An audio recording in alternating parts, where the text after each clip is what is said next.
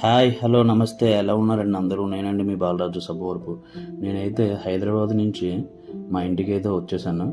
వచ్చిన తర్వాత మా అమ్మ అక్కకి బావకి ఏం పంపించాలని చెప్పి రాగానే ఇంకా అదే ఫస్ట్ క్వశ్చన్ అడిగింది. సరే అమ్మ, నేను వెళ్ళి 2 రోజుల ముందు చెప్తాను, నీకు ఏమేమి కావాలో నువ్వేమేమి పంపించాలనుకుంటున్నావు అన్నీ రెడీ చేసుకుని పెట్టుకుందులే అని చెప్పేసి అన్నాను. సరే అన్నది. సరే ఇంక నేను వెళ్ళే ముందు రోజు చెప్పాను. చెప్పేసరికి ఇంకా మా అమ్మ ఇంకా నా బ్యాగ్లో నా ట్రాలీలో ఉన్న బట్టలని తీసి పక్కన పడేసేసి అందులోనే అక్కల ఇంటికి పట్టుకెళ్ళి ఎన్ని పెట్టు అని చెప్పేసి అన్నది. నేనేమో నా బట్టలేమో చిన్న సంచిలో వేసుకొని వచ్చాను. ఇంకేం చేస్తాను, తప్పదు కదా. ఇంకా రాగానే నేను మార్నింగ్ ఇలా ట్రైన్ దిగాను, ఫోన్ చేశాను అక్క ఇంటికి వస్తున్నానని. ఇంకంతే, ఇంకా డోర్ దగ్గర నుంచి వెయిట్ చేస్తుంది ఎప్పుడు వస్తాడని. ఇంకా రాగానే ఇంక నా బ్యాగ్ మొత్తం ఇంకా ఏమేమి తెచ్చాను అని చెప్పి అన్నీ ఓపెన్ చేసి అయితే పెట్టింది. మా అమ్మగారు అయితే చాలా కాయగూరలు పంపించారు.